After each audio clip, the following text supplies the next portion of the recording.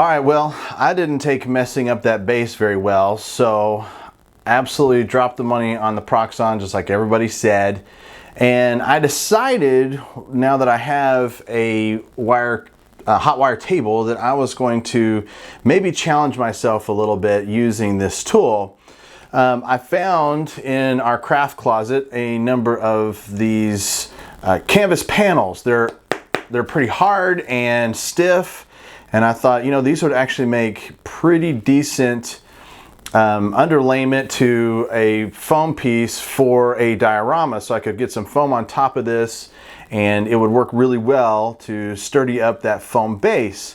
So I glued a bunch of those down and got to the Proxxon and began just to use this edge as a guide and cut these all out square.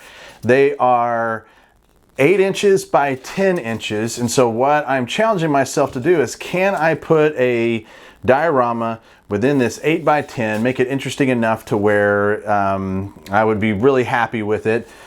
I want to try some different techniques. I want to work on, like, what would a woodland scene look like, a snow scene, a city scene, a jungle scene. So I'm kind of looking through my figures, and I had originally thought, okay, I'm going to go ahead and start with the woodland scene. Seems like that might be pretty decent. And that was my initial thought. I'm going to start with that. However, as I started pulling material together for that scene, I needed to order some stuff. So I don't have enough material to start with Mr. Voorhees. So I am going to do a winter scene to start. I have what I need in order to get that going. And so I've got my Conan figure here. I'm going to take him off his base, but he is in a winter garb and is supposed to be in a winter scene. So we're going to take a look at maybe some possibilities for our Northman, Conan the Cimmerian, and see what we can do to get him in a pretty sweet looking diorama. You know, I'm a huge Conan fan, and so we're going to give that a shot. As far as the rest of these, I have 4 of these diorama bases that I'm going to work with. So one's going to be snow, the next one we'll try woods. We're going to do the interior of a house for Mr. Leatherface here. So for number 4, I've got this base set aside here, but I can't decide which way I want to go with it on this 4 base challenge. So I have 2 options, and I'm going to let you guys decide. The first option would be a jungle scene using my jungle predator. This would be something from the original movie with Arnold Schwarzenegger. So I've got Mr. Predator here for that. Or the recent release of the Batman, I have the McFarlane Toys Batman from that movie, and so I thought about a rooftop scene off of this base. And so either jungle or rooftop, you can vote in the comments, and whatever we come up with, that'll be number 4. So go ahead and jump on the comments and tell me, would you rather me show how to do a jungle or how to do a rooftop? And I'm going to do both eventually, but whichever the odd man out, we may make that one a little bit more dramatic. We may make that one a little bigger, take it off of just an 8 by 10 and see what we can do. Or it could be smaller, I don't know, but we'll figure that out. But do you want to see a jungle or do you want to see rooftop? You go ahead and vote in the comments. But let's get cracking on what we're going to do with Conan. One of the more iconic stories of Robert E. Howard's Conan is the Frost Giant's daughter.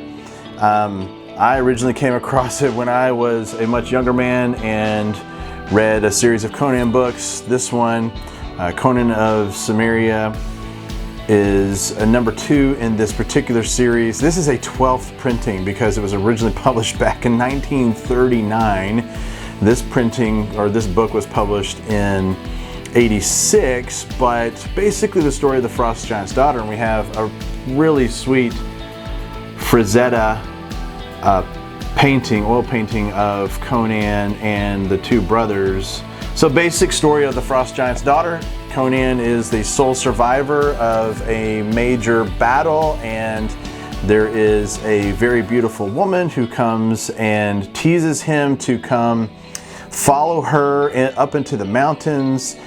He doesn't understand, but is just following her because he desires her. She's very skimpily dressed, And so she's teasing him.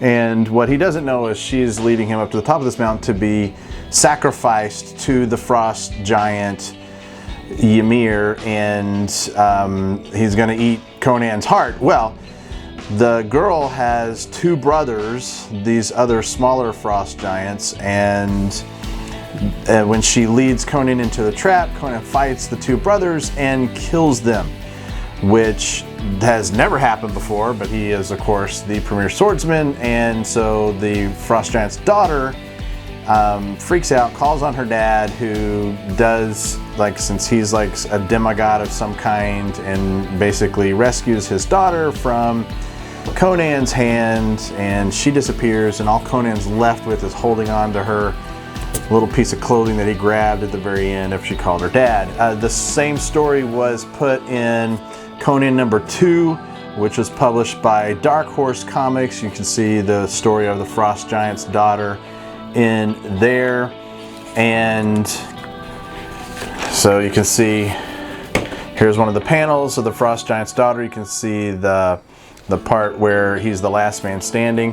So I'm trying to find some images, and there was an image that I thought was pretty decent as he is following this girl up the mountain, and she brings him into the ambush with the brothers.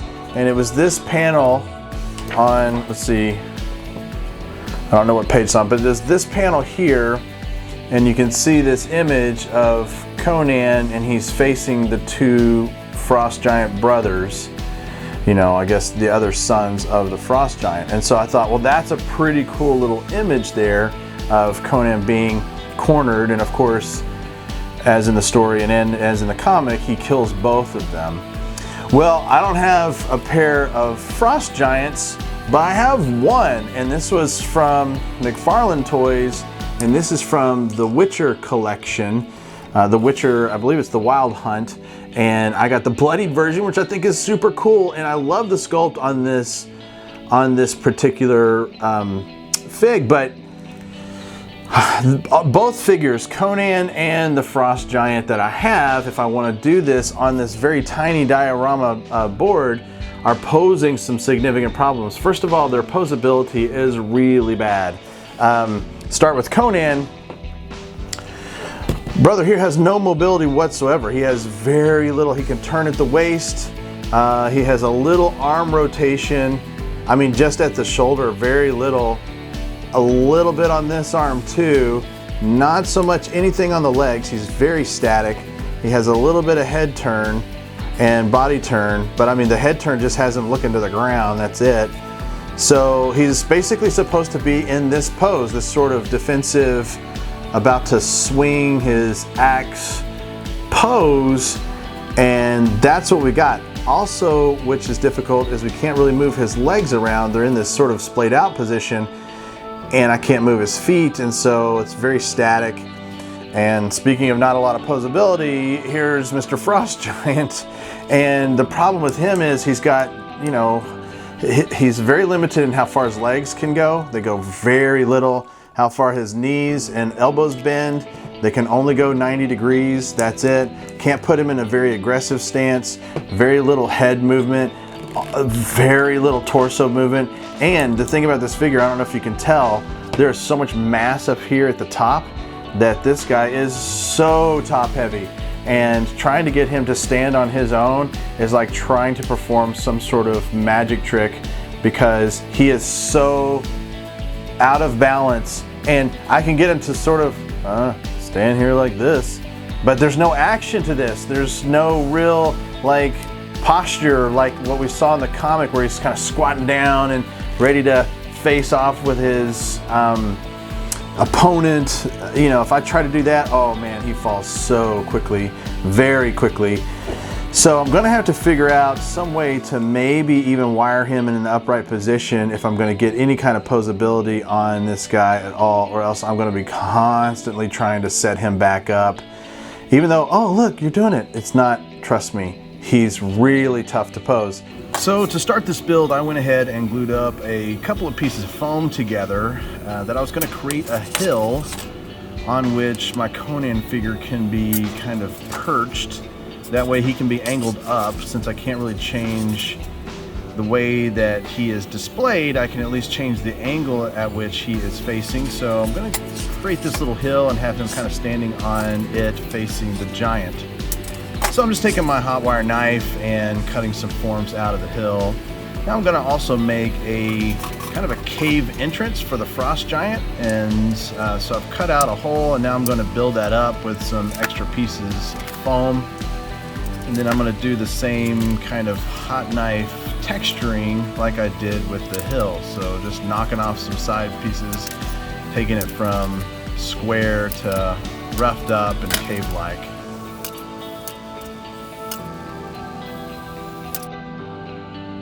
Now it's just a matter of the assembly, putting these pieces together. Need a little extra support for the cave entrance, so we're going to go ahead and add some wood dowel supports.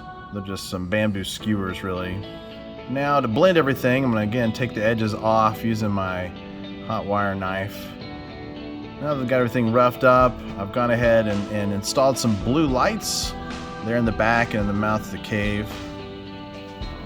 And now we're going to mix up some paper mache compound. I did this before with one of my other builds and it stayed spongy, but this time I'm adding a lot of plaster to it, some drywall compound.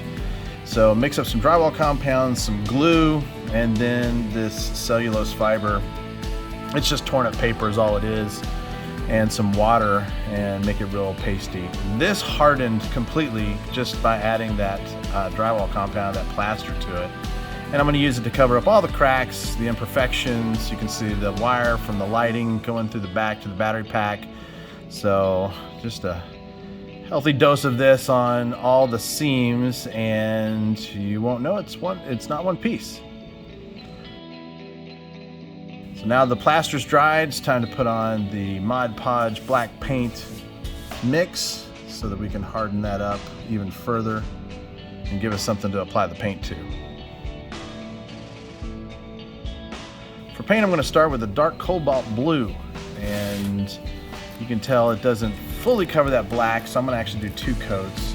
I'm just going to paint that which I would consider rock structure on this, and then the flat surface I'm going to do white for snow.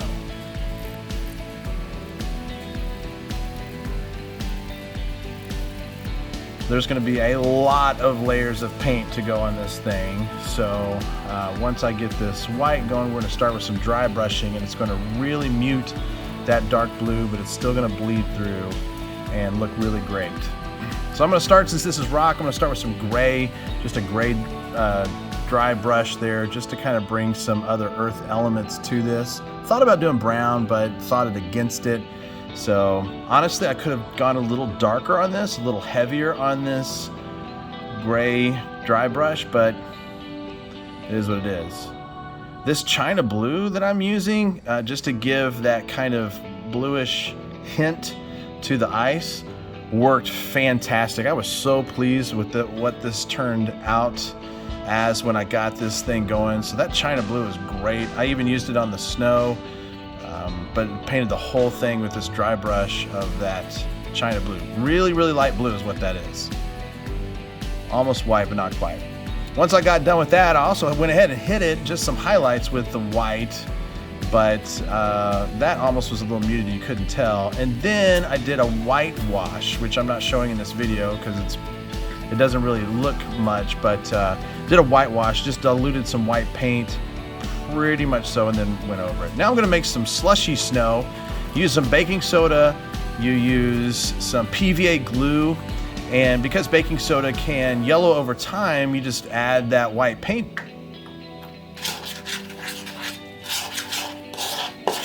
The more glue you add, the more runny it is, the more it looks like melted snow.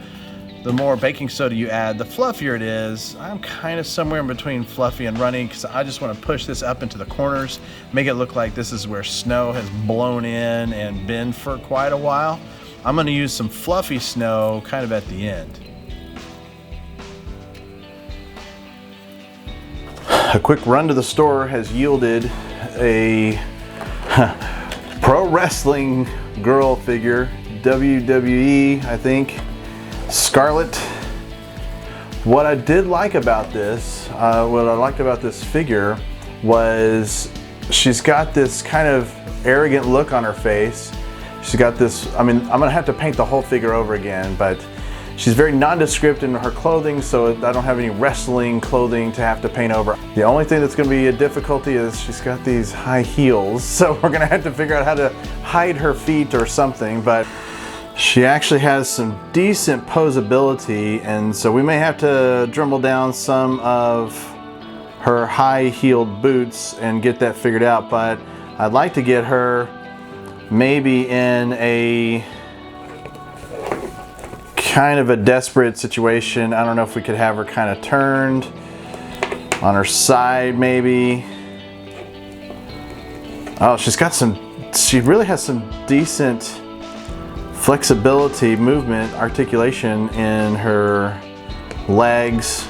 Oh, we could have her maybe kind of in the snow. Oh look, we got some kind of laying down perhaps as the two are duking it out. So we got some potential here with Scarlett, the WWE wrestling toy. So kind of maybe happy about that. We'll just have to play around with some posability here, see what we want to do. Maybe if we kind of, oh, she could be kind of laying back as, oh, there we go, here we go. Maybe as her brother and Conan are fighting, she can, oh, I kind of like that, like this sort of position of vulnerability. Again, got to figure out what to do with these weird leather boots she's wearing. But painting this whole figure up, we might be able to just pop off the head, paint everything else, see what we got going on with it. Not a bad little figure. Okay, okay, okay. Nice. Let's get this figured out. I noticed when I was editing the video that I never said that this is the Frost Giant's daughter that I'm making, but that's what I'm making. So once I put some primer on her, I decided I would go ahead and fill in the joints with this Milliput. I've never used it before, but I had seen Jazza on his channel. You know him, he's got like 6 million subscribers. He did this with a He-Man action figure, and I thought it was kind of cool just to kind of take away those joint seams. So thought I would do it as well. It's not easy to work with, well, until you figure out that really what you need to do is wet your hands. It's just like modeling clay.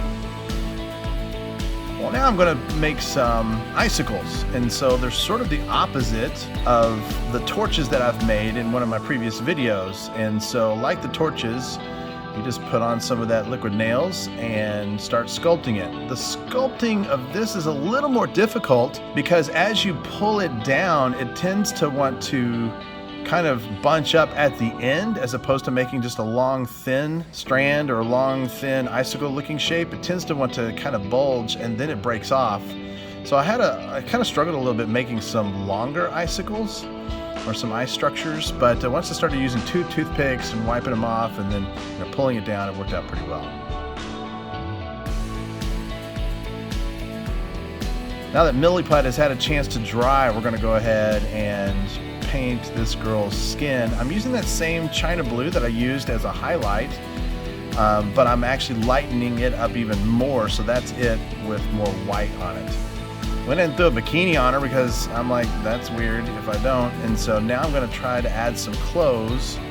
Again, this was a technique I learned from watching Neil over at Real Terrain Hobbies. He was making tents, but it's essentially cloth made out of this is tissue paper and then very diluted Mod Podge, just water, a lot of water, a little bit of Mod Podge, and then some tissue paper, and it will harden in a cloth-like shape. So I'm just trying to sculpt that a little bit to make it look like a diaphanous cloth on her.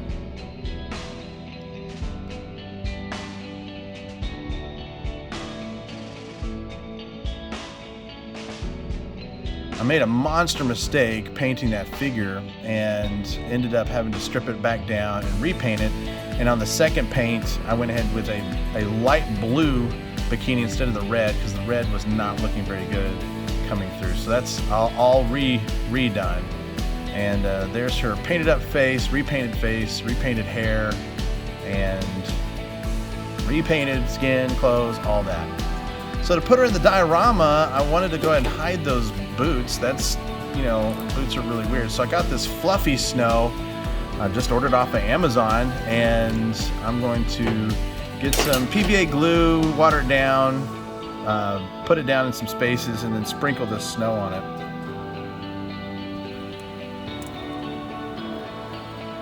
I'm just gonna pile it up over her feet so that you can't really see those boots.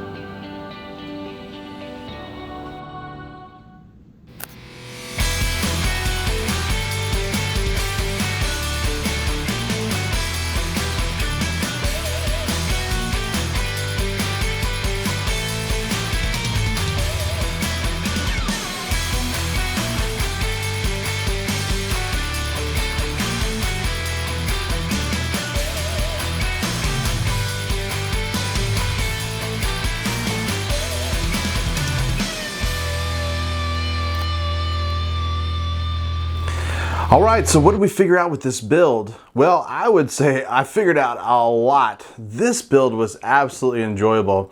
You know, I did enjoy the challenge of being on just an 8x10 and that's it. So I'm looking forward to the next one. It really got my creative juices flowing and how I wanted to be presentational in such a way that it would still be interesting. So very excited about that. Let me tell you something. I also figured out that doing a snowy, icy diorama, or if you want to do tabletop scatter for your games, whatever, it is really enjoyable. It is a lot of fun to put this together. The painting was fun. It was pretty neat to build up kind of that icy look with the blue and then hit some grays in there with the different dry brushing and then going to that light where it just looks iced over. I also really enjoyed the two different kinds of snow. We made snow out of the baking soda, made snow out of baking soda, and that was fun. And then we did this real fluffy snow here at the end. I had to do a lot of figuring out when it comes to painting a figure. I have never done that before. And let me tell you something. The guys on YouTube that make it look easy, it is not easy. Those guys, I really respect that skill. I know that I really suffered from having the wrong brushes. I mean, I need like one with just like one hair, that type of brush to do some of the details on this girl's face. It was super hard with the equipment I have. So figured out that if I'm gonna do any kind of face detail or whatever, I'm gonna have to really practice for one, and for two, maybe get some better brushes when it comes to that. We had to figure out how to hide this girl's feet because the figure I bought to be the Frost Giant's daughter had these weird boots. And, you know, I talked to a buddy of mine at the comic store where I subscribe or have a box, and we were talking about the art on comic covers. And he mentioned to me that you can always tell which artists like to draw feet and which ones don't, because if you notice, there are some you'll never see a single foot on that particular artist's covers because he can't draw feet. And I thought, well, that's pretty interesting. And here's a diorama where I just couldn't sculpt feet, so we just buried it under some snow. Like she just got knocked down in the snow as these two start to fight, and she's crawling back for the protection of her big brother, this Frost Giant's son here, so the Frost Giant's daughter. I really enjoyed painting the figure though. I thought that was a lot of fun, just trying to figure that out. Also putting the milliput on the joints just to fill those in. She turned out really good compared to where we started from the little wrestling figure that we had. Also trying to figure out how to pose these kind of bad posable or imposable figures. You know, Conan was very static. This is back in the day. This is an old figure. It's back in the day when McFarlane toys were not really that posable. But this particular one just has a little bit of movement. That's it. So, and then the Frost Giant just he doesn't squat, move, kind of turn, bend too well. And so finding a way to make this interesting. So, this is the build, Frost Giant's daughter. It was a lot of fun, and if you have not built any icy terrain, then you need to jump on that and do that because it is absolutely great. Gonna go to the next one. We got another 8x10 we're gonna do in this 8x10 challenge. Don't forget that you can vote on what the number 4, the fourth 8x10 is going to be. Is it going to be a jungle scene using a predator, or is it going to be Batman? So don't forget to, or it's a rooftop Batman, so don't forget to put that in the comments as well. Yeah, shoot me some comments. I'd love to get some feedback from you guys also. Don't forget to subscribe to the channel if you haven't done that yet, and please go ahead and like that video. Really, really appreciate it. Thanks for watching Figure It Out.